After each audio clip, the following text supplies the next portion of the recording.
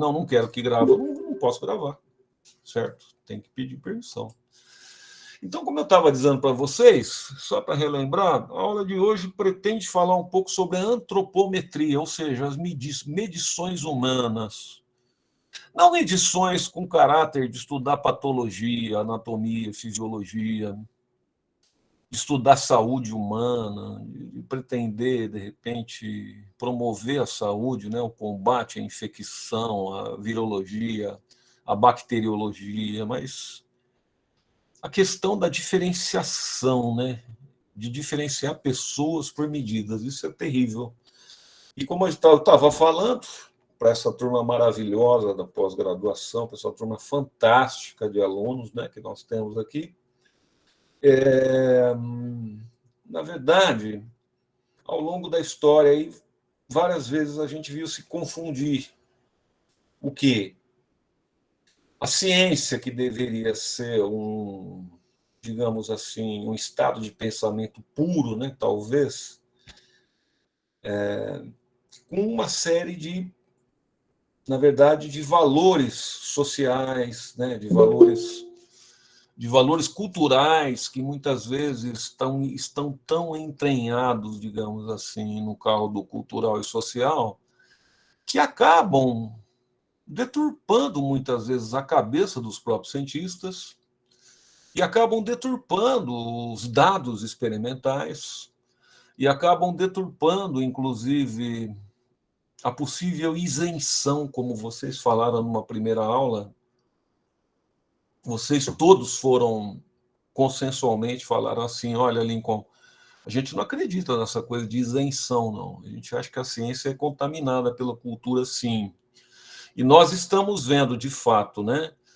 Nós estamos vendo aí, de repente, exemplos históricos que estão apenas confirmando isso. Nós tivemos raramente pessoas fantásticas, cientistas fantásticos, que romperam com o status quo, né? Que bateram de frente com o status quo, realmente. Que conseguiram romper paradigmas, que conseguiram romper com filosofias, com questões políticas, filosóficas. Um deles foi o Charles Darwin, né?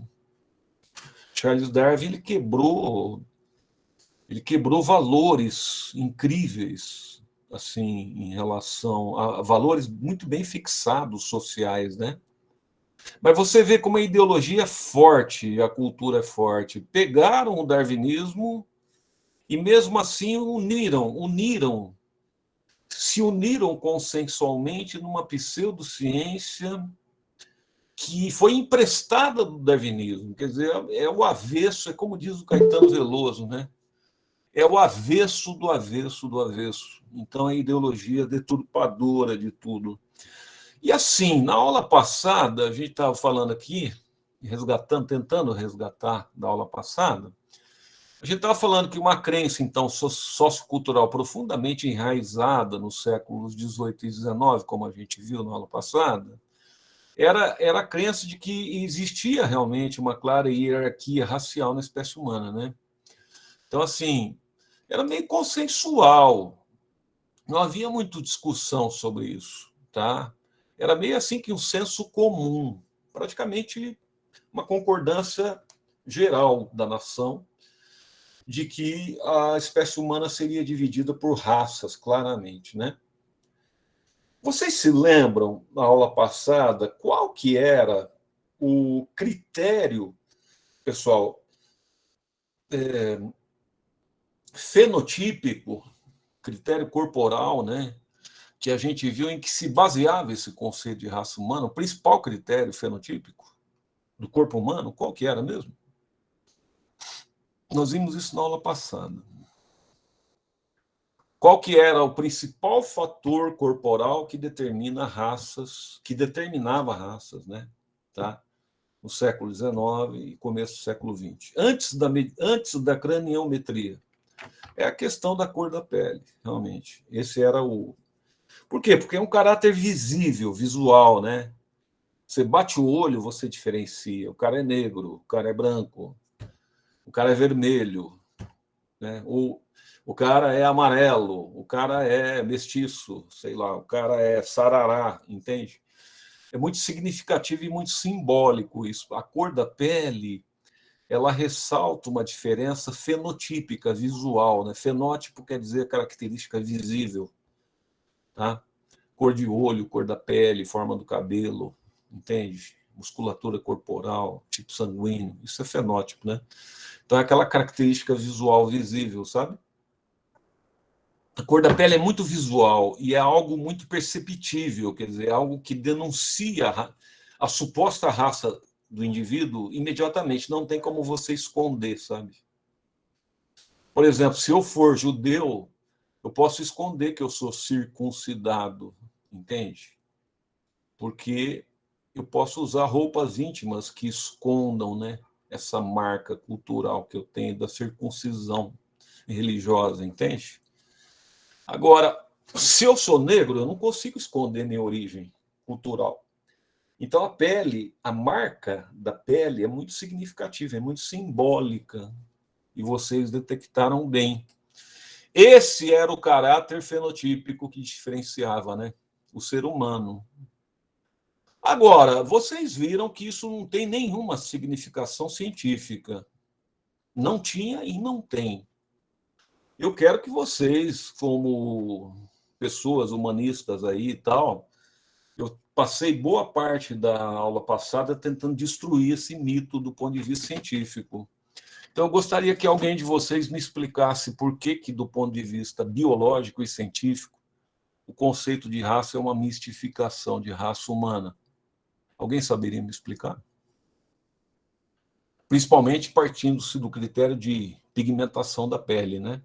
Por que a pigmentação da pele não pode ser aceito como um padrão que define raça humana do ponto de vista biológico? Alguém saberia me explicar? Se algum racista vier te questionar aí, escuta, pessoal, é o seguinte, eu sou racista, então, raça de fato existe? Explica para mim. Você falaria o que para ele, do ponto de vista biológico?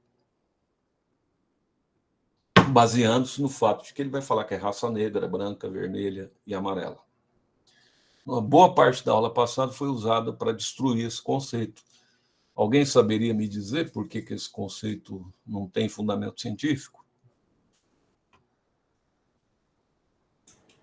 Primeiro, porque não existe uma raça humana, né? Nós somos uma espécie, e dentro da qual não há subdivisão de raça. E segundo, porque a cor da pele não é um fator racial, ela é determinada pela quantidade de melanina que você tem no corpo, né? Isso é biologicamente explicado, não tem nada a ver com raça, por aí, não é? Olha, o ancestral mais antigo do Homo sapiens, que é a nossa espécie, eu não estou falando de Australopithecus, eu não estou falando de ancestrais mais antigos. O ancestral mais antigo do gênero Homo, que é o homem, você sabe que nós tivemos mais de um homem na Terra, né? Nós tivemos mais de um tipo de homem. O que sobrou foi o sapiens, né? Ele tem 150 mil anos apenas no planeta. Para eu formar uma raça, eu tenho que ter um isolamento reprodutivo e geográfico de milhões de anos. Então, assim, do ponto de vista evolutivo e do ponto de vista geológico, nós não temos tempo, a espécie humana não tem tempo na Terra para ter tido raciação. Começa por aí. Segundo fator, se tivesse tido tempo, coisa que não teve, mas se tivesse tido tempo, a cor da pele, do ponto de vista de genética humana, ela é quantitativamente algo inexpressivo, tá? Do ponto de vista genético para determinar uma raciação. Por quê? Porque eu falei para vocês que nós temos hoje descoberto 60 mil genes que determinam a nossa genética.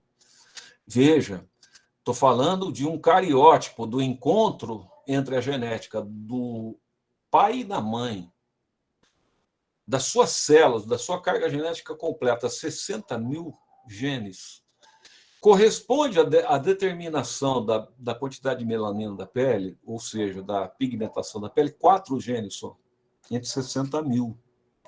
Isso não determina a raça, é insignificante do ponto de vista genético.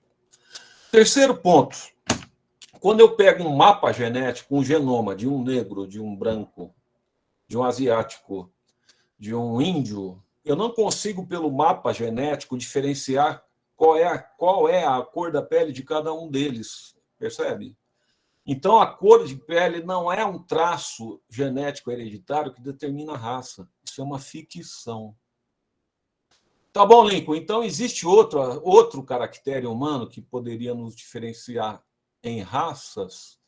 Não, não tem. Nós não temos uma significação importante no ser humano que nos define em raças. Alguém poderia questionar: poxa, Lincoln, mas o cachorro ele começou a conviver com o homem e nós temos dezenas de raças. Só que sabe quem moldou a evolução do cachorro? Foi um bicho chamado Homo sapiens. O que o homem fez foi moldar por seleção artificial e produzir raças ao seu bel prazer. Estou falando de seleção natural, entende? O homem não teve, em termos de seleção natural, tempo para ter tido especiação ou raciação. Então, assim, não há o menor fundamento biológico, científico do conceito de raça. O conceito de raça não existe. Se você perguntar para qualquer pessoa da área de biológicas, qualquer um, se você perguntar para um veterinário, um cara que estuda boi, tá? Você pergunta para ele, existe raça humana? Ele dá risada para você, porque ele sabe que não existe. Mas tudo bem, naquela época se imaginava que existia, tá? Tudo bem, alguém poderia dizer, tá bom, os caras não tinham conhecimento para isso, não tem problema, tá? O principal critério que se tinha era a raça, tá? Alguém poderia me dizer aí, certo, que é o seguinte, talvez, todavia, né, os cientistas dessa época e os mais eminentes cientistas dessa época, que eram os grandes biólogos da época, como Linneu, como Georges Cuvier, como Charles Lyell, por exemplo, talvez aí influenciados também fortemente pelos fatores socioculturais de sua época, porque uma coisa é ter raça. Você concorda comigo? Uma coisa é eu ter raça. Eu até posso ter uma concepção de que existe o negro como raça e o branco como raça. Eu posso até ter uma concepção incorreta. Agora, eu falar que um é superior em relação ao outro é complicado. Eu falar que um é puro sangue e o outro é pangaré é complicado. Isso eu não posso afirmar, isso é preconceito, entende? Isso não é ciência.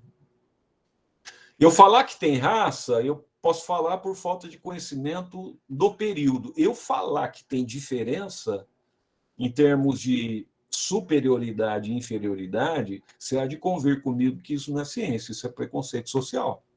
Tá? É a mesma coisa que eu pegar uma raça de boi e dizer assim, não, aquele boi é superior, esse boi aqui é inferior. Uma raça de cabrito, e falar, esse cabrito aqui pode matar porque ele não serve, sobrevive esse para cruzamento. Eugenia que nós falamos, entende? Então, o que acontece? Acontece na prática o seguinte, esses cientistas, claramente, eles foram fortemente influenciados pelos fatores socioculturais de sua época. Uma vez que eles acreditavam e baseavam seus trabalhos sobre evolução, baseando-se num critério pseudocientífico de hierarquia racial humana. Esse foi o erro deles, entende? Eles hierarquizaram. Eles poderiam até partir do princípio que haviam raças, não há problema, isso é um equívoco, porque não havia digamos assim, massa crítica de conhecimento científico para se afirmar o contrário. O problema foi a hierarquia. A hierarquia é preconceituosa, em princípio, entende? Tá? É esse que foi o grande problema. E a grande tese que nós temos é que essa hierarquia não surgiu do nada.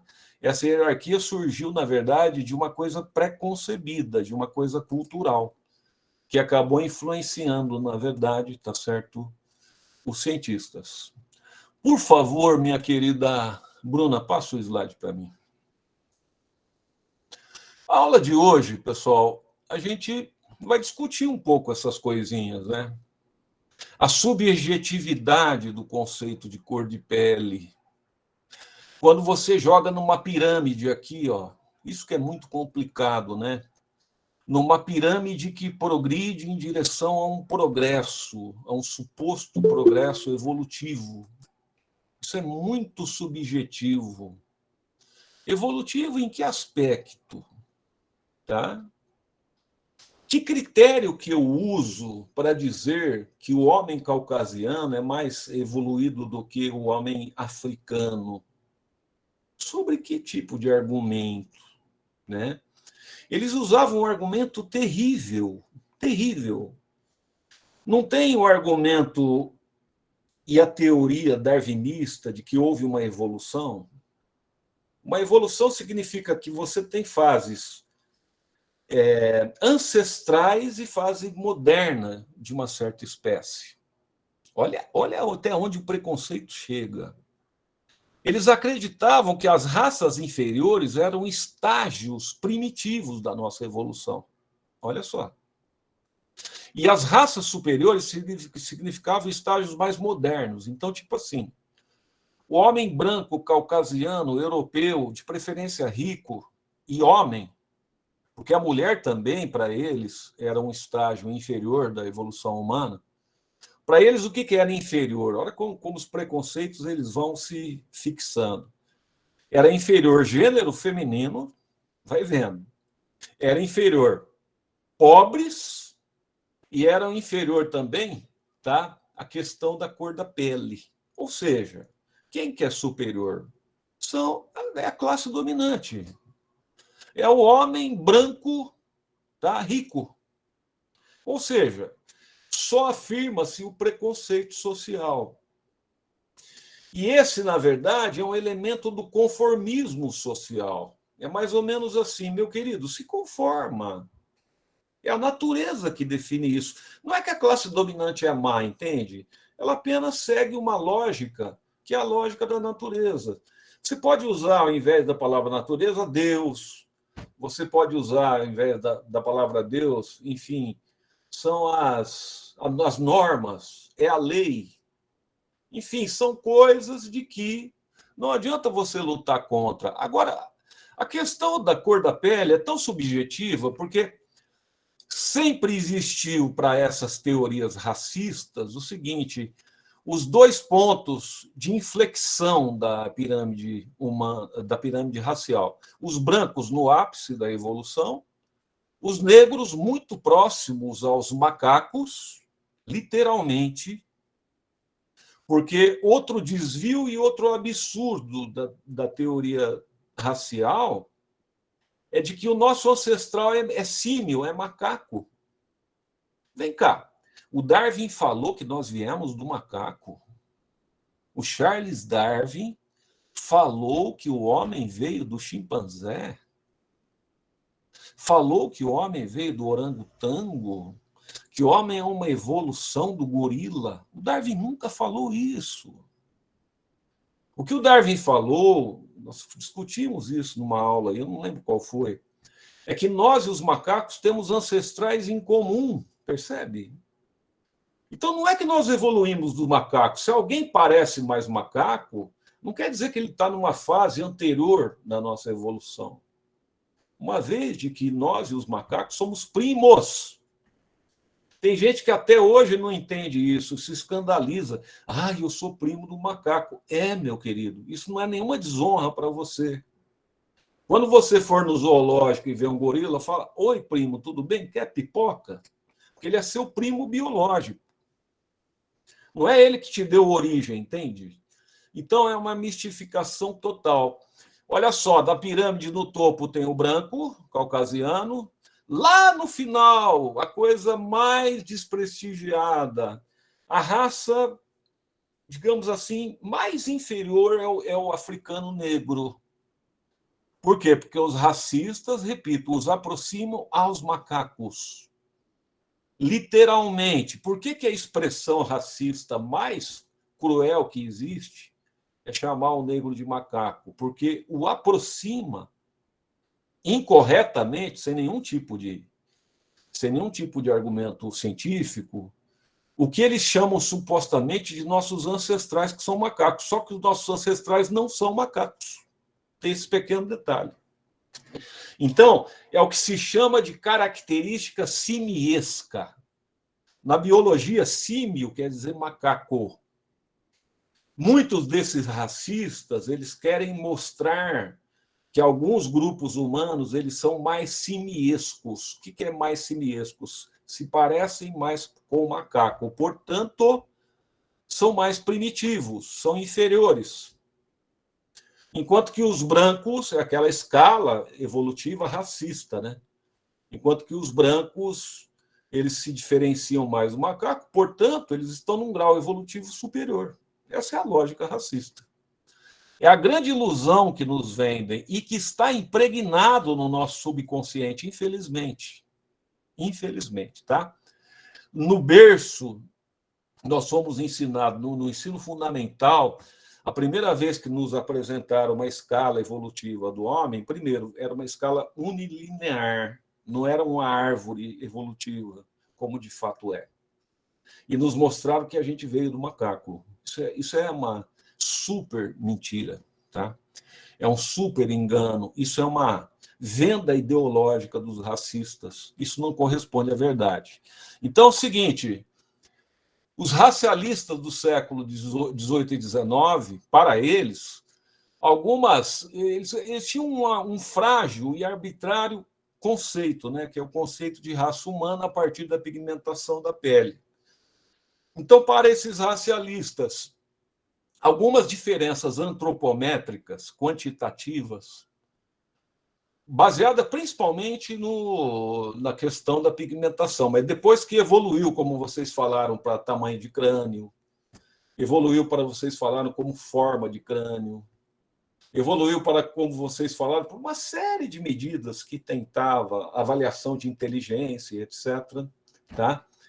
Eles, baseado nessas diferenças antropométricas quantitativas entre as pessoas, tá?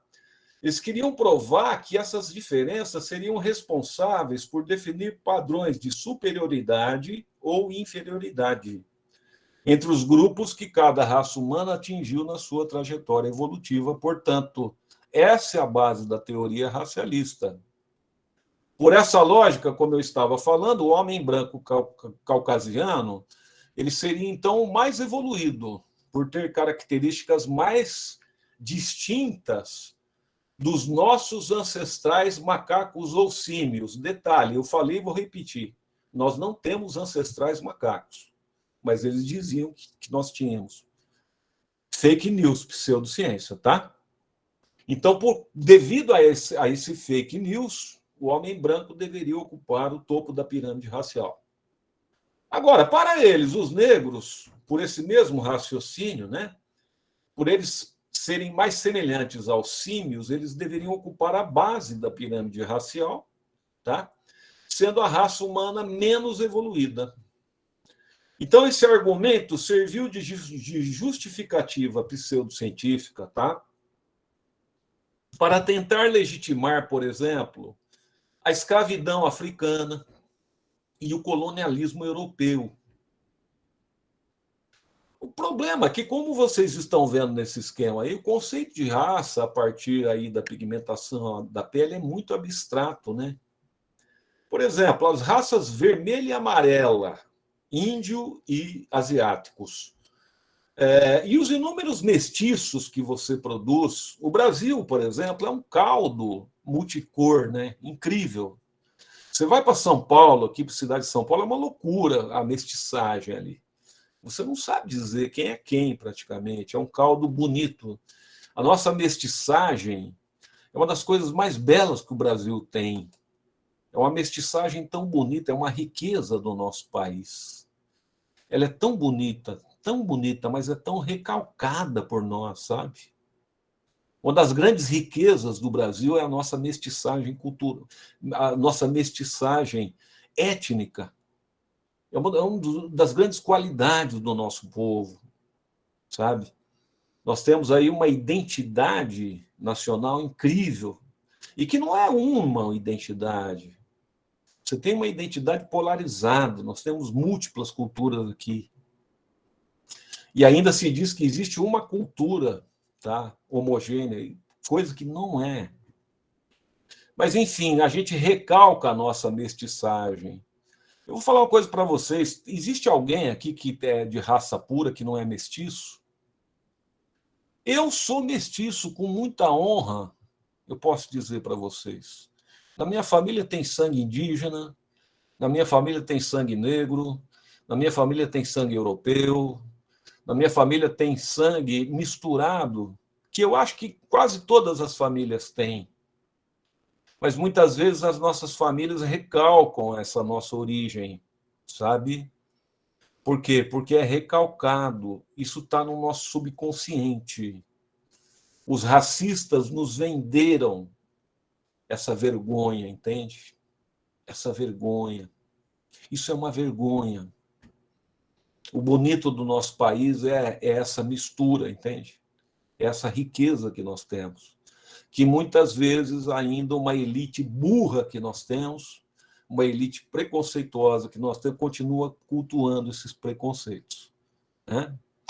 Então, os inúmeros mestiços multicores, como eu estava falando, que são gerados a partir do amor. Existe uma questão que é o amor e a sedução do ser humano, entende? O amor, o ato sexual, a atração, né? A atração humana, ela não segue, a sedução, ela não segue nenhuma regra imposta por esses cabrestos ideológicos, tá? As pessoas não se amam porque elas leem regras raciais, né? As pessoas se amam, o amor está acima de qualquer tipo de cabresto ideológico. Você pode tentar inventar qualquer cabresto que você quiser ideológico, o amor está acima de qualquer cabresto deste, sabe? Então, o que acontece?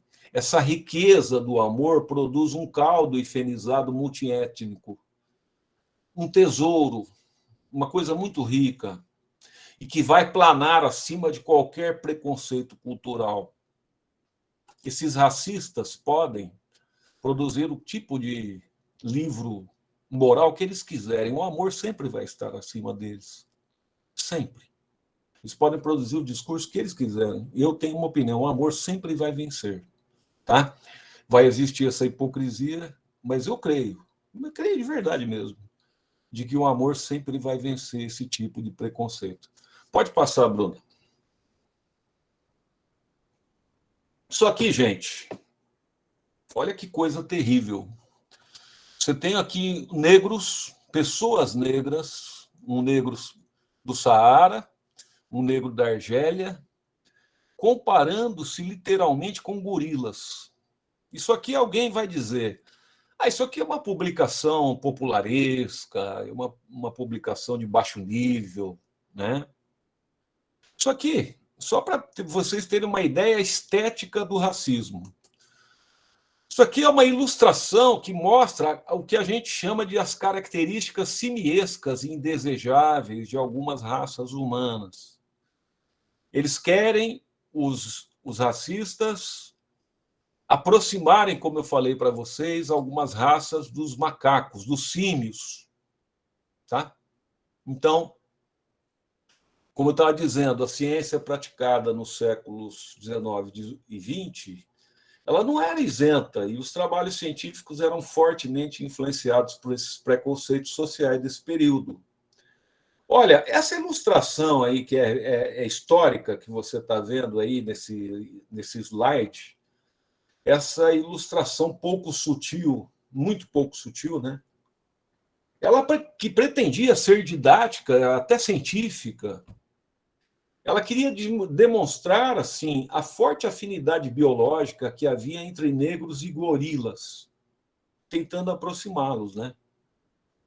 Tentando mostrar o caráter selvagem dos negros, tentando provar a inferioridade dos negros. A fonte dessa ilustração são dois autores respeitadíssimos na época, norte-americanos, chamado Nott e Gliddon, e eles deram um título para essa publicação, pior ainda. O título dessa ilustração é Tipos de Impuros. Isso foi publicado no final do século XIX, em 1854. Bem, os autores, Nott e Gliddon, eles comentaram sobre essa ilustração, fizeram o seguinte comentário, abre aspas. As evidentes analogias e diferenças entre um tipo inferior de humanidade e um tipo superior de macaco dispensam qualquer comentário, fecha-se aspas.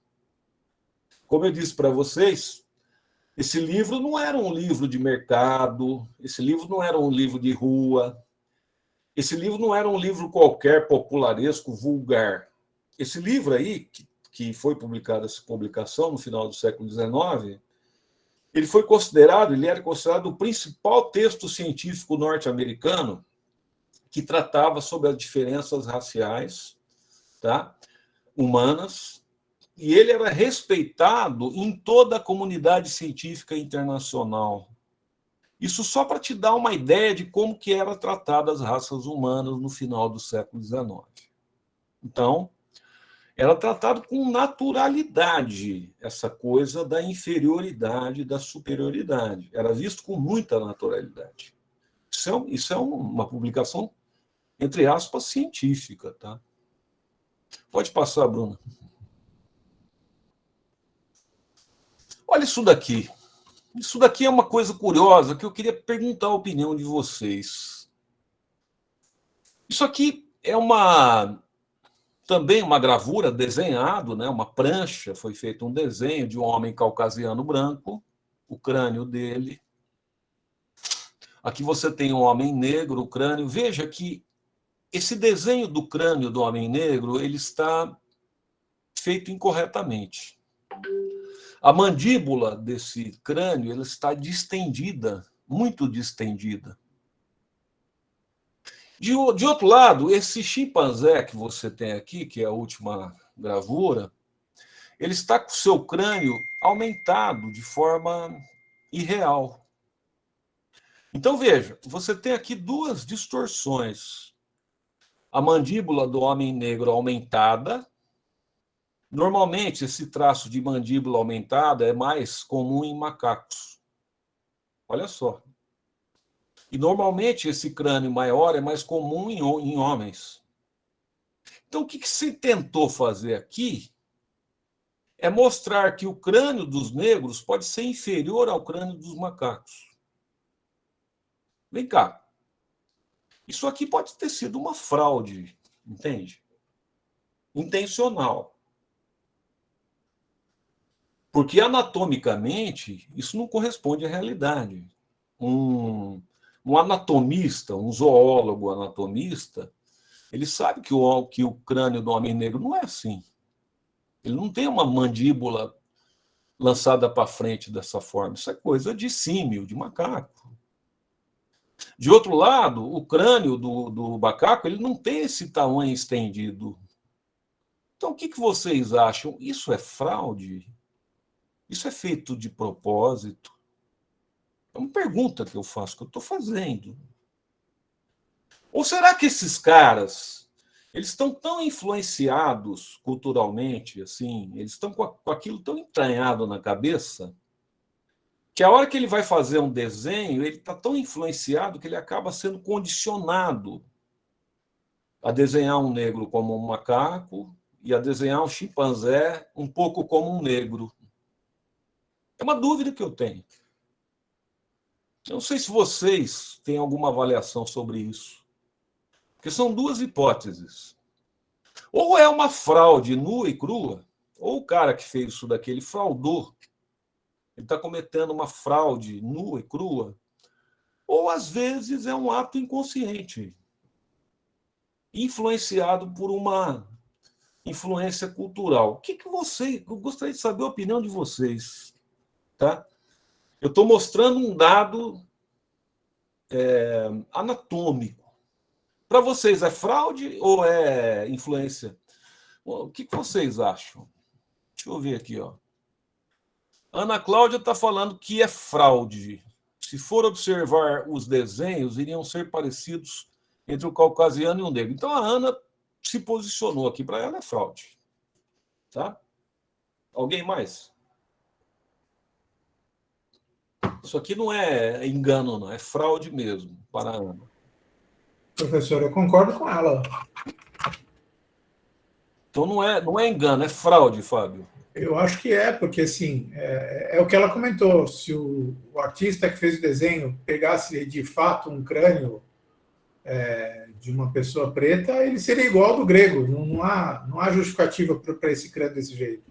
É só uma fé mesmo. Ou seja, então nós estamos chegando à constatação, Fábio, de que isso é pseudociência, de verdade. Você concorda? Porque uma coisa é o cara achar que tem raça, até aí tudo bem. Ele não tem dados para dizer que não tem raça humana. Agora, ele fraudar um desenho, você há de convir comigo, que você fraudar um desenho para aproximar uma pessoa da raça negra com um símio e aproximar um símio, o crânio de um símio, com o crânio de um homo, significa o seguinte, que ele está fraudando, de fato, um dado que seria científico para um dado pseudocientífico. Você concorda comigo? Concordo. Até porque se ele usasse uma metodologia científica séria e medisse crânios reais, a teoria dele ia para o lixo. Né? Eu acho que a ideia desse desenho aqui é uma fraude feita para comprovar uma teoria pré-existente, independente de qualquer Exatamente. Ô, Bruna, você pode voltar, por favor, o slide? O slide anterior? Esse slide, essa figura fraudada, são desses mesmos autores aqui, ó. Só que esse não está fraudado, tá? Pode ver como a mandíbula do orangotango ela é proeminente aqui, tá? Pode ir para frente, Bruna. São esses mesmos autores norte-americanos, tá? Vamos colocar aqui, ó. Vamos ver aqui o seguinte: como que os dados científicos eles podem ser deliberadamente fraudados, tá? Produzindo de qualquer forma dados pseudocientíficos para atender à crença de natureza ideológica. Quer dizer, a ideologia pode chegar num ponto de loucura, num ponto de contaminação, num ponto de maluquice, que faz o cara alterar os seus dados. Quer dizer, isso é uma fraude completa e total. Infelizmente, ocorreu atualmente, parece que algumas coisas nesse sentido, sobre a Covid. Não sei se vocês viram. Não sei se vocês viram. Mas em relação a certos trabalhos, entre aspas, científicos, que foram publicados sobre algumas pessoas que tinham certas convicções de natureza ideológica, muito mais ideológica do que de saúde pública. Pessoas que queriam comprovar uma tese de natureza ideológica, tá? E que produziam trabalhos teoricamente científicos, muitos deles fraudados. Então, a ciência, infelizmente, vejo que desde essa época ela pode ser manipulada em função de, como a gente estava falando para vocês, de interesses, né? Esse quadro aí que você está vendo, essa gravura, também é do Note Glidon, de 1868, tá? Ele queria demonstrar aí a escala unilinear das raças humanas e seus parentes inferiores, entre aspas, logicamente, né? Então, observe bem nessa figura que o crânio do chimpanzé aparece incorretamente aumentado, uma coisa grosseira, né? E a mandíbula do homem negro falsamente distendida, né?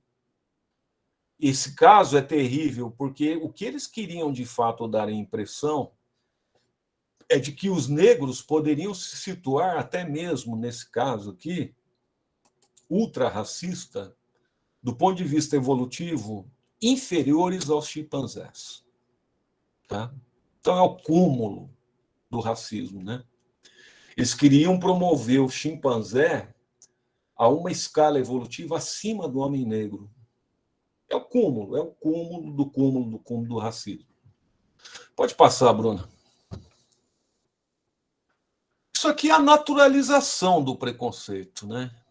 A naturalização também é desses dois autores aí, respeitadíssimos na época, no mundo, norte-americanos, é a naturalização do preconceito. É quando o estigma, digamos assim, racial, ele é validado. Eu não vou chamar de ciência, eu vou chamar de pseudociência, que se fazia no século XIX e XX. Então, mais uma vez, essa ilustração pouco sutil aí da obra de Nott e Gliddon, né, de 1854, mostrada nesse slide, ela pretende ser didática e científica, por incrível que pareça, tá? No sentido de fazer duas comparações mostrando a forte afinidade biológica que existe entre negros e macacos. Deu para vocês entenderem a raiz do racismo? Como ela é terrível? Quer dizer, ela quer se basear numa teoria evolutiva da espécie humana, né? Colocando pessoas menos evoluídas do ponto de vista da natureza e pessoas mais evoluídas. Veja que isso é uma ideia muito radical. Então, assim, as pessoas menos evoluídas, de fato, elas têm que ser servis, elas têm que executar trabalhos manuais, elas têm que ser dirigidas pelas pessoas mais inteligentes, que são as pessoas das classes dominantes. Olha como que a ideologia ela vai moldando os seus interesses, né? Que vão parecendo que fazem uma lógica, entende? Uma lógica natural, social. E tem muita gente que tem esse discurso. Não sei se vocês conhecem alguém assim. Alguém que tem um discurso tipo assim, de que as coisas são assim mesmo, sabe? Não adianta, é assim. Ó, o Guilherme está falando, molda-se a realidade para que ela atenda a sua hipótese. Perfeito, Guilherme. O Guilherme é um cara brilhante, né, pessoal? Ele mata a pau aqui. A questão é o quanto isso é apenas fanatismo e o quanto é mau caratismo, realmente, Guilherme, com certeza. Tendo a pensar sempre na proeminência do mau caratismo. Com certeza, viu, Guilherme? Porque isso nós estamos vendo muito agora, né? Nós estamos num momento de polarização em que isso está muito presente. Está muito presente. Nós estamos vendo aí isso acontecendo na nossa cara, acho que não precisa nem falar, né? O Fábio Barros está comentando aqui. Aliás, eu ia comentar isso. Se me mostrasse esses desenhos 5 anos atrás, eu me perguntaria quem se deixa enganar por algo assim. Hoje a gente vê que é muito fácil se deixar enganar, tá vendo? E isso foi no século XIX, hein? Foi no século XIX. A gente vê hoje na internet coisas muito grosseiras também, né? E que passam assim como se fossem verdades, assim. Passam de boa, né? De boa. Então, é impressionante, tá? Então a gente vê que não há nada de novo sobre o sol, né? A gente pensa que a gente está num mundo moderno, a gente está num mundo em que as questões, digamos assim, as questões do ocultismo político e tal, da Idade das Trevas foram superadas, mas, enfim, a história, infelizmente, se repete muitas vezes, né? Não há nada de novo sob o sol, as coisas são requentadas muitas vezes. E são requentadas em cima de uma tecnologia nova, em cima de uma narrativa nova, em cima de um discurso novo. Mas o que ocorre é que, muitas vezes, o princípio é muito parecido. E esses preconceitos eles estão tão, de fato, entranhados nas pessoas que eles fazem parte assim de um, de um inconsciente coletivo, quase, né? Eles falam assim ao nosso inconsciente. É um discurso muito bem articulado. Por isso que quando alguns falam, eles são ignorantes, eles são ignorantes, eles são ignorantes, eu às vezes penso assim, será que eles são tão ignorantes? Ou será que não tem algumas pessoas muito inteligentes por trás deles, né? Que articulam um discurso, às vezes, muito bem montado, entende? Claro que eu entendo que é ignorância o que é falado, o que é dito, entende? Mas, assim, se esse discurso, se essa narrativa não é muito bem pensada, entende? Lincoln, Pois não, Guilherme. eu acho que existe existem os dois fatores, né? Eu acho que há uma parcela que sim tem uma noção completa e muito bem desenhada de tudo isso que se passa, só que dissemina essas informações, essas teorias mirabolantes que destoam da realidade, e uma massa acaba comprando isso por conta desse fanatismo. Só que mesmo esses ignorantes de fato, né? Enquanto os primeiros que disseminam têm o mau caratismo como o único fator ali, essa massa que compra por ignorância também não está livre desse mau caratismo, dessa falta de um bom senso, ou sei lá, de humanidade, qualquer coisa do tipo. Porque assim, trazendo para um caso recente que a gente está vendo aí, eu não tive nem muito estômago para acompanhar, mas tem um empresário grandíssimo aqui no Brasil que está sendo chamado para uma CPI, e entre as acusações e entre os fatos mais recentes que aconteceram, ele praticamente vendeu a morte da mãe, negando que era Covid, né? Então, assim, quando a gente para e pensa, o que mais falta para essas pessoas acordarem? A economia desabando e tudo piorando. E às vezes a gente chega a pensar, tem que piorar mais para o povo acordar. Não, não vai acontecer. Sinceramente, eu acho que não vai acontecer. Tudo que tinha que acontecer para que mudassem a opinião já aconteceu. Ou mudava antes ou não muda mais, né? Eu acho que tudo já está escancarado, as pessoas estão perdendo familiares e se negam a dizer que é por conta de Covid ou qualquer coisa assim. Então, entre esse aspecto, né, de uma doença e tal, e o fanatismo político, a gente já chegou no caos absoluto e quem não abriu o olho até agora não abre mais. Seja por mau caratismo ou por ignorância, né? Com certeza, Guilherme, concordo plenamente. E eu acho também que há uma massa da população que, de fato, se identifica com esse tipo de discurso, sabe? Que ele fala para essas pessoas, que se identifica e que é, de fato, assim, sabe? Que é representativo, eu digo. Quer dizer, são Exato. pessoas Ele que tem plateia. saíram do armário, sabe assim? Sim, sim. Saíram do armário, tipo assim, uma parcela da população que é isso. Não é que eles fingem ser, eles são isso, entende? Ele deu voz, né? A gente está vendo uma pessoa que deu voz a essas pessoas. Exatamente. Tem um paralelo muito, muito interessante de um filme russo, inclusive, que chama Tigre Branco. Eu recomendo aos colegas, quem quiser assistir sobre um pouquinho de nazifascismo e tal. E o paralelo é muito interessante, né? Que eles personificam um tanque de guerra alemão como se fosse, o que é o Tigre Branco, como se fosse representativo do fascismo. E o personagem principal que combate esse tanque, né, que é o fascismo, ele diz: ele está só adormecido depois da Segunda Guerra. Ele está escondido em algum pântano, em algum lugar, só que ele não deixou de existir, ele não foi derrotado. Ele está aguardando o momento para ressurgir. E é muito isso, né? As ideias de fato não morrem, seja para o lado positivo, seja para o lado negativo.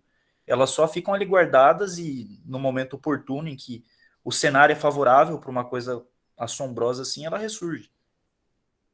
Com toda certeza. E não só no Brasil, né, Guilherme? Infelizmente. Não só no Brasil. Com toda certeza. Concordo plenamente com você. Eu acho que está aí o paralelo com o que a gente está vivendo hoje com essa questão do século XIX, com essa construção que eles faziam no século XIX, eu acho que o paralelo está justamente aí. A inteligência do discurso está em você identificar o que as pessoas esperam, né, e agradá-las com isso.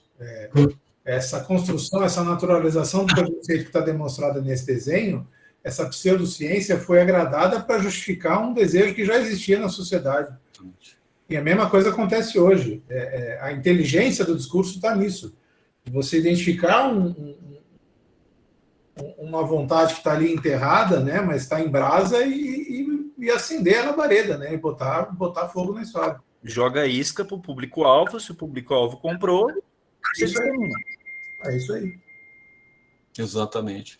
E eu acho que a gente está numa época de refluxo, assim, porque eu acho que esse discurso ganhou corpo, representatividade, e de outra forma, outros discursos e outras militâncias estão um pouco tímidos, sabe assim? Um pouco surpresos e um pouco recuados em relação, e um pouco surpreendidos, inclusive, entende? E esse discurso mais violento e mais tóxico, assim, ele tá nadando de braçada, assim, me parece, entende? Ó, para falar sobre isso, Guilherme, eu tenho um livro aqui, você deve conhecer, é o livro do William Reich, Psicologia de Massas do Fascismo. Eu acho esse livro muito bom, não sei se você conhece, que faz uma análise muito. Me Você vergonha conhece? dizer que não, viu? Mas eu preciso ver esse autor, então. É um livro muito interessante, porque ele faz uma análise dessa psicologia de massas do fascismo, faz uma análise muito interessante disso Eu aí. acho que a gente vive mesmo esse movimento de refluxo, porque, não sei, seus colegas concordam até, mas eu acredito que a própria esquerda como um todo, independente da, do grupo de militância ao qual pertencêssemos, não acreditava-se que a gente chegaria nesse nível, né? A gente achou sempre que não podia passar de um estágio tal, e a gente sempre foi pulando e passando por cima dessas barreiras que a gente achou que estavam consolidadas, de direitos e do Exatamente. normal, né? E a gente foi sempre pulando para o absurdo cada vez maior, infelizmente. A gente acreditava que essas coisas tinham sido superadas, não é? Sim, De sim. certa forma, e não, e você tem razão, elas estavam amoitadas, escondidas, não foram superadas. Muito pelo contrário, quer dizer, de repente foi dada voz a elas e elas vieram forte, vieram num refluxo forte, assim.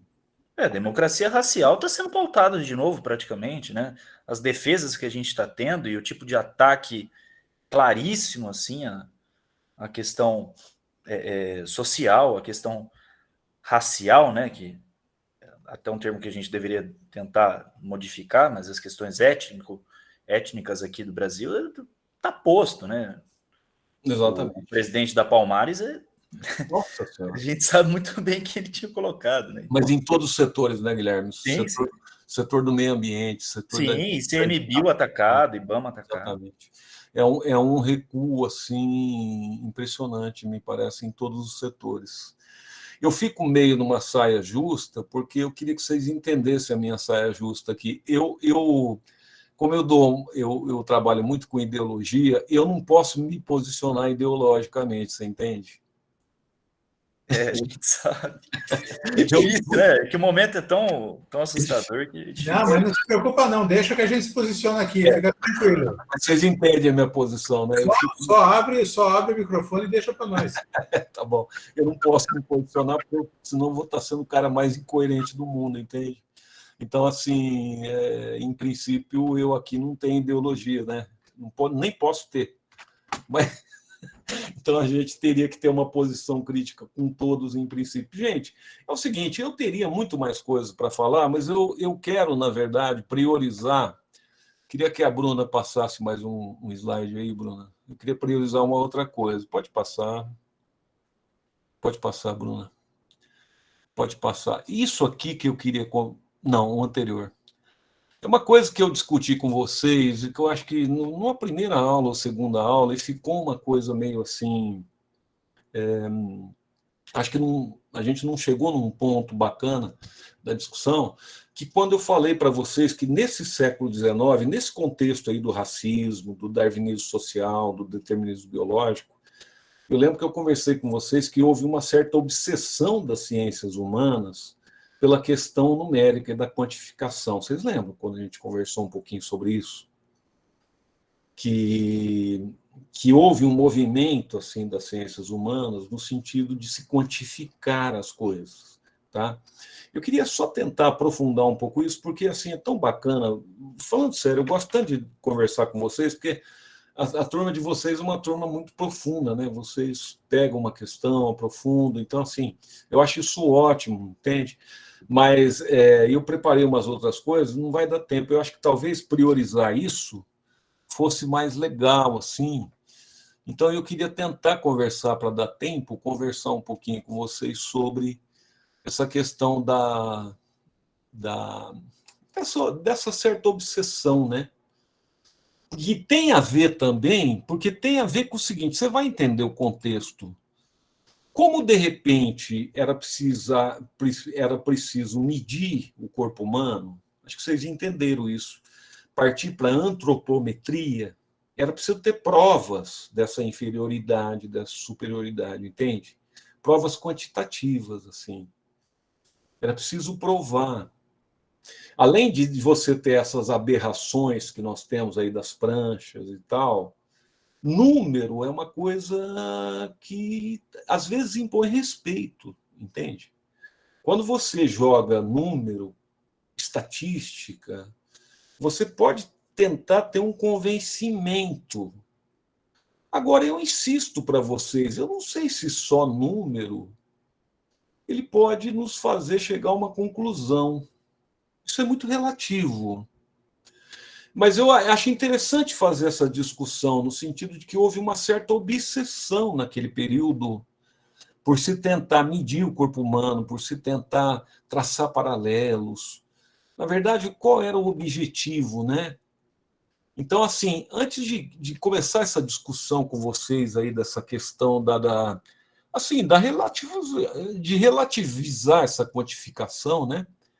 Para se chegar, vamos dizer, a essas conclusões científicas aí, o que é importante a gente pensar? É importante pensar que o corpo humano, como objeto de estudo, assim, ele pode ser medido de 1001 maneiras, a partir aí de certos critérios definidos por você.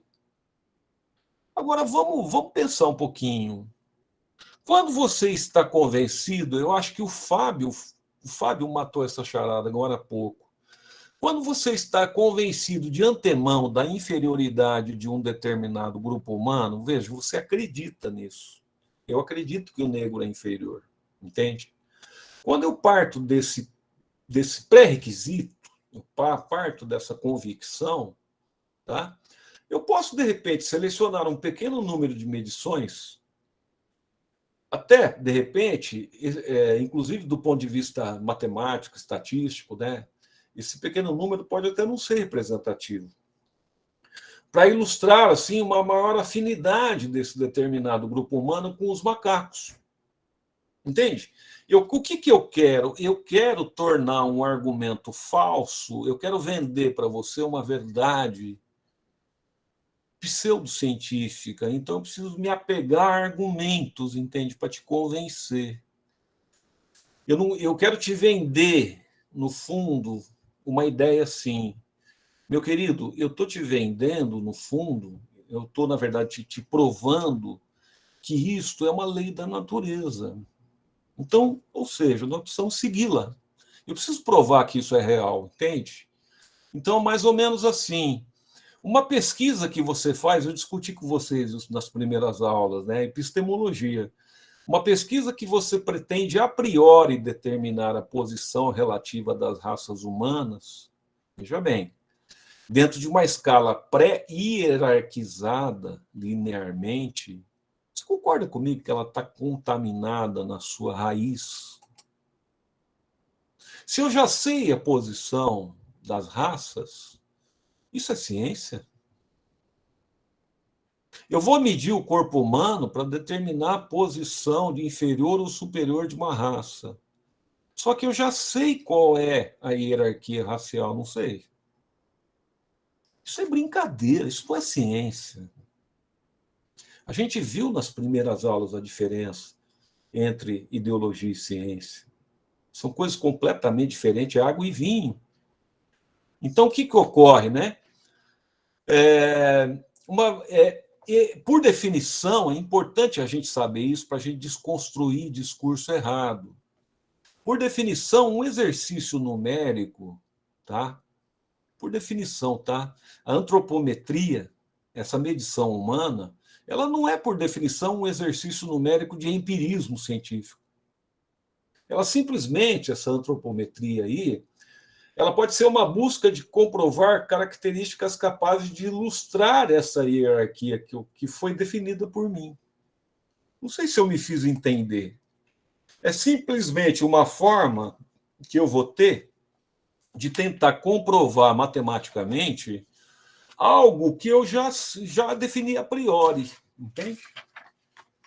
Então, assim, o que aconteceu com a ciência naquele período de quantificação? Aconteceu o seguinte: aí, na segunda metade do século XIX, ela não foi apenas, pessoal, a era da evolução na antropologia, tá?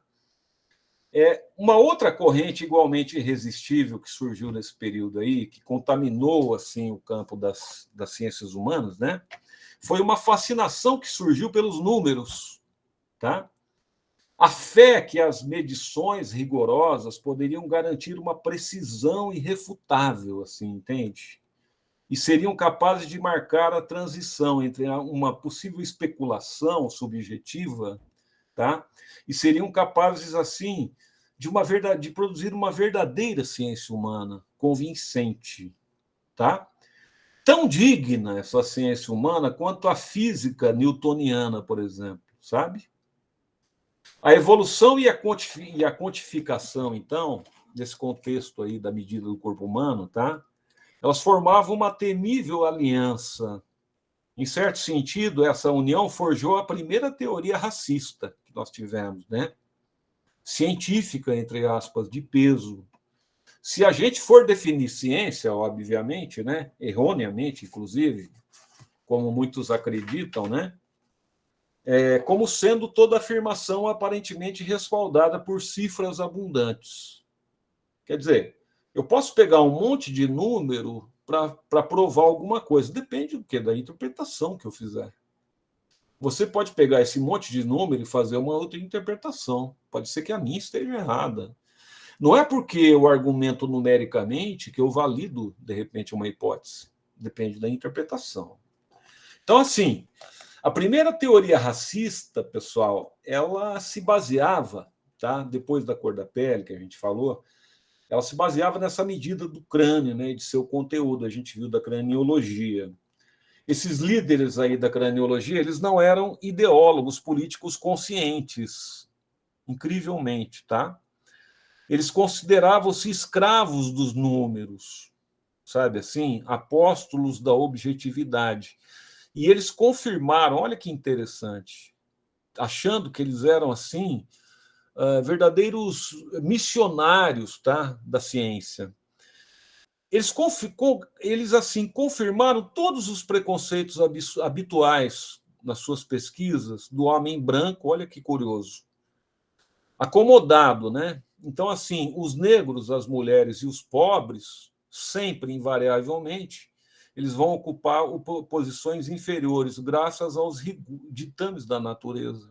Enfim, eles legitimam a posição dos poderosos, né? Então, assim, a ciência tem raízes na interpretação criativa. Os números sugerem, limitam e refutam, né? Mas os números por si só não especificam o conteúdo das teorias científicas. Isso é muito importante. Não é simplesmente eu apresentar número.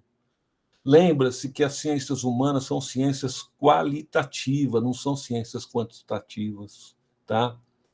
Então isso é muito importante. A gente não pode simplesmente tentar transpor uma ciência matemática, física ou biológica para uma ciência humana. A gente já conversou sobre isso, né?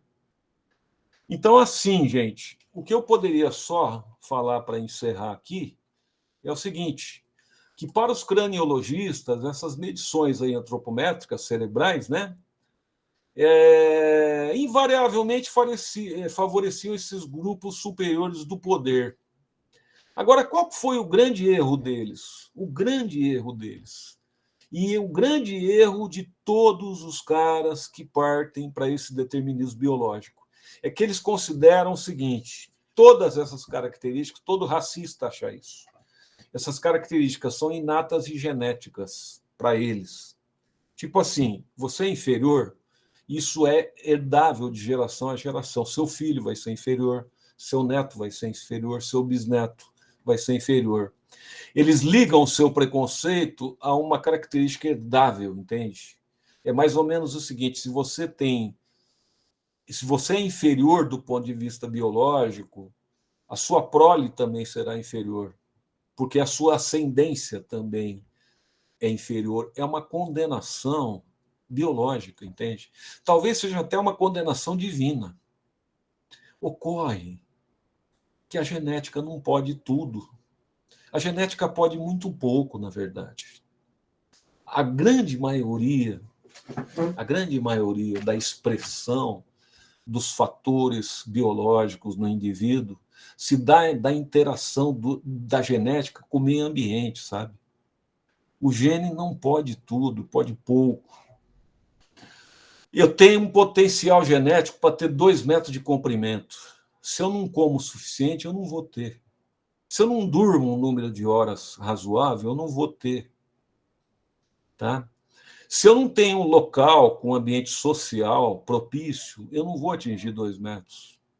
O meio ambiente e a cultura são fundamentais para qualquer expressão biológica. E esses racistas deterministas entendiam que tudo para eles era inato e hereditário. Portanto, tá? Você tem crânio ruim, seu filho vai ter também. É hereditário. A parte ambiental não tem nenhuma influência. Lê do engano, tá? Porque no caso do crânio, nada é mais determinista e falso do que isso, que é hereditário. Hoje nós sabemos, por exemplo, que as principais causas que determinam o tamanho dos cérebros das pessoas, elas resultam de fatores totalmente ambientais. Por exemplo, o sexo da pessoa. Mulheres têm crânios naturalmente menores que os dos homens. Alguém vai fazer um raciocínio muito rápido. Ah, então os homens são mais inteligentes que as mulheres, né? Porque, lógico, o homem tem um crânio maior, tem um cérebro maior, então o homem é mais inteligente que a mulher. Uma afirmação totalmente absurda, porque o tamanho do cérebro ele é proporcional ao tamanho do corpo. Via de regra, os homens têm um corpo maior do que o das mulheres, né? Tem uma biomassa maior do que as mulheres. Portanto, o tamanho do cérebro é compatível com a biomassa corporal e com o tamanho corporal. Tá? Então, a gente não pode ser determinista. A gente não pode ser ingênuo na ciência, né? Fazer afirmações descabidas. É isso que os racistas fazem, que as pessoas que fazem pseudociência fazem. É fazer, desculpe, tá? O que esse possível empresário que foi citado aí hoje, de uma grande loja aí, varejista do Brasil, falou hoje que no dia 7 de setembro, apesar de nós termos uma das maiores manifestações da história do Brasil, de rua, diminuiu o número de mortes pela Covid. Isso é pseudociência, porque, na verdade, ele não considera que houve vacinação. Quer dizer, ele está considerando o seguinte: ele pegou um dado, tirou de contexto, entendeu? Então, ele está colocando o seguinte: pode aglomerar que vai diminuir o número de mortes. Isso é pseudociência, pô. Na verdade, ele não está considerando que as pessoas estão sendo vacinadas, né? Aos milhões por dia. Então, a pseudociência ela é reducionista. A pseudociência ela faz afirmativas apressadas, entende? É o que ocorre nesse caso. Quer dizer, o sexo interfere, o tamanho do corpo interfere, a idade interfere. Não sei se vocês sabiam, mas quanto mais velha a pessoa, o cérebro vai ficando menor. O meu deve estar do tamanho de uma noz atualmente, assim, está bem pequenininho, tá?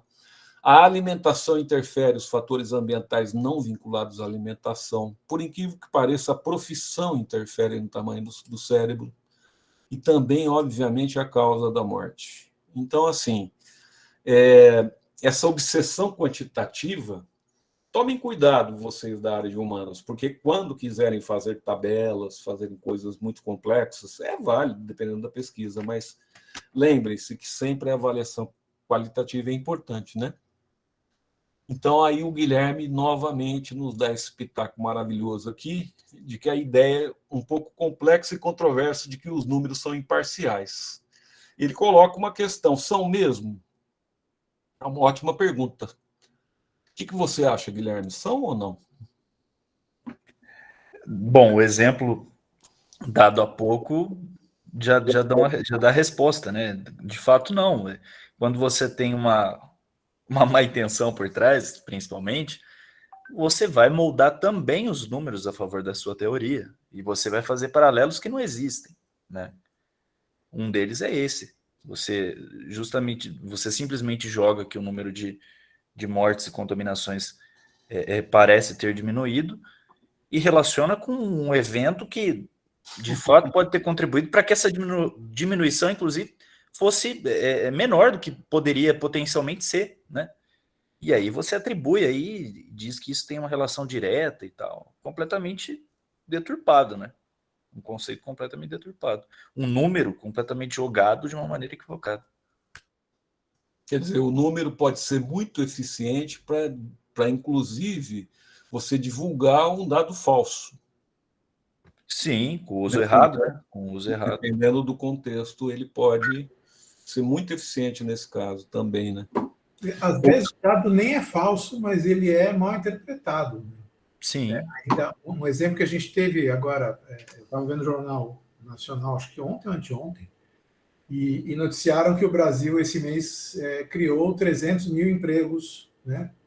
E falando isso como um fato positivo. Olha, o número não é falso. Realmente foram criados 300 mil empregos. Agora, de que adianta isso num país que tem 14 milhões de desempregados e que você tem mais de 300 mil pessoas nascendo por dia, né?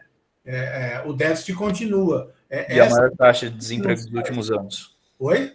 E a maior taxa de desemprego dos últimos anos, né? Exatamente, quer dizer, essa interpretação que não se faz. E às vezes o número nem é falso, realmente foram criados, estão lá e tal, mas assim, é pífio diante, se você for comparar com outros dados que têm que ser levados em conta também. Tem essa questão, né, da interpretação que se dá e de como você usa os números, mesmo não sendo falsos. Quer dizer, você pode amoldar os números a um certo contexto que você quer passar, né? Sim, houve inclusive acho essa questão de se amoldar em relação ao desmatamento, né? Eu não sei se foi uma fala do nosso presidente na própria conferência do meio ambiente, né? Não tenho certeza, que falou-se da diminuição do desmatamento em não sei quantos % no último ano ou nos últimos meses, enfim. Só que é em relação ao ano de 2019, ao ano de sei lá quando, em que a taxa já aumentou muito desde que o governo Bolsonaro começou, né? Perfeito. Ô, Guilherme, se eu puser do teu umbigo para baixo, puser num freezer, tá? Puser do teu umbigo para baixo num freezer a menos 30 graus e puser do teu umbigo para cima num forno a mais, peraí, 30, né? 70 graus, quase 80 graus Celsius. Qual vai ser a tua temperatura média? Eu não faço a menor ideia e não quero presenciar esse experimento. Não gostei da tentativa do experimento. Não, porque você estaria praticamente com a temperatura média do nosso sangue, né? 37, 40, por aí, 36, 37 graus. Então, em termos estatísticos, você está com a temperatura excelente. Só que você está congelado de um lado e torrado do outro, certo? Degradação dos tecidos aí. Então, o número é muito relativo, realmente, né? O número é muito relativo. Mas havia essa ansiedade das ciências humanas, esse positivismo, essa coisa assim, a gente precisa ter uma ciência forte, uma ciência realmente positiva. Lê do engano, porque, poxa vida, eu acho que as ciências humanas, eu tenho francamente, um grande respeito pelas ciências humanas, sabe? Eu acho que as ciências humanas, elas, com a sua metodologia, com o seu trabalho, poxa, ela faz uma verdadeira dissecção da sociedade, né? Ela produz trabalhos importantíssimos, ela tem a sua metodologia própria e ela não precisa se apropriar de outros procedimentos, né? Acho que cada um no seu quadrado aí, mas houve até uma explicação para isso naquele determinado momento. E eu acho que, como toda ciência, como tudo evolui, e isso já passou, acho que foi um período que já passou, né? Mas o que eu acho interessante mostrar para vocês de como que também os vários campos do saber, eles vão, assim, de certa forma, né, se penetrando, vão conversando, e o que eu gosto muito dessa pós-graduação é isso, eu aprendo muito sempre com vocês, sabe? Então, assim, todo ano que a gente dá esse curso aqui, a gente aprende bastante, realmente, aí com os comentários dos colegas, com as colocações, né? Então, a gente agrega muito. Sempre é muito bom, tá? Pessoal, fala uma coisa, quando que nós vamos começar os seminários, hein? Vocês sabem? Deixa eu ver aqui quando que nós vamos começar, peraí. Deixa eu ver aqui, aulas...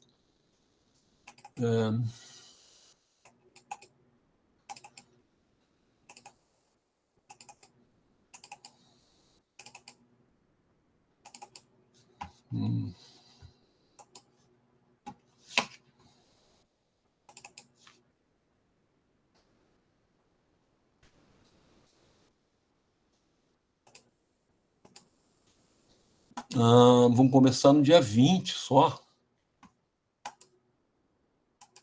Nós vamos começar no dia 20 de outubro, então... Espera aí. Nós vamos ter aula semana que vem, depois a outra semana é a semana da escrotomegalia, né? Não é isso? Hein, pessoal? Nós vamos ter semana da escrotomegalia? Que é o que exatamente? Semana do saco cheio. Feriado. Eu nem sabia dessa data aqui, achei que era... Semana da faculdade. Semana do saco cheio, acho que é de 10 a 16, né? Que nós vamos ter de saco cheio. Ou eu não sei, acho que é isso, né? Isso, é porque tem 2 feriados, né? Parece que dia 15 é feriado aí, não é isso? Então nós vamos ter aqui a semana que vem, vai ter mais uma aulinha, e depois já é... Passada a semana que vem já é o primeiro seminário aqui. Certo? Da... Eugenia, né? Eugenia. Maravilha. Então tá bom. Bom, pessoal, acho que é isso. Vocês vão ter aula do Elias hoje, presencial? Sim, e facultativa. A facultativa, que gostoso. Bom, pessoal, eu vou ser obrigado agora a tomar uma cervejinha. Peço desculpas, tá, para vocês. Sacanagem, Lincoln. Já deixei lá no freezer uma cervejinha bem geladinha, um salaminho cortadinho, tá? Não quero provocar ninguém, tá? Mas agora eu vou abrir uma cervejinha bem gostoso, pegar um salaminho, um limãozinho, tá? Eu nem queria comentar isso com vocês, fica chato, certo? Mas agora um salaminho, um limãozinho ali, um queijinho, tá? Se eu pudesse, convidaria vocês, mas a gente está no ensino à distância, né? Quem sabe o ano que vem a gente não combina um churrasquinho aqui em casa. Se vocês quiserem, a gente faz um churrasquinho aqui, tá? Na hora que tiver todo mundo vacinadinho e bonitinho. Mas então ficamos por aqui, tá bom, pessoal? Então, obrigado, boa semana para vocês, tá? Boa aula para quem for assistir a aula do Elias aí, certo? Obrigado, professor. Boa noite. Boa cerveja aí. Obrigado por fazer isso. Fábio. Eu vou tomar uma aqui pensando em você, viu, Guilherme? Eu tenho cara de cachaceiro, então, professor? Não, eu ouvi dizer que não é só cara, mas tudo bem. Deixa isso só na imaginação aí. Falou, gente. Obrigado. Desculpa a brincadeira aí, tá? Obrigado, gente. Boa noite, até mais. Um abraço. Tudo de bom. Obrigado.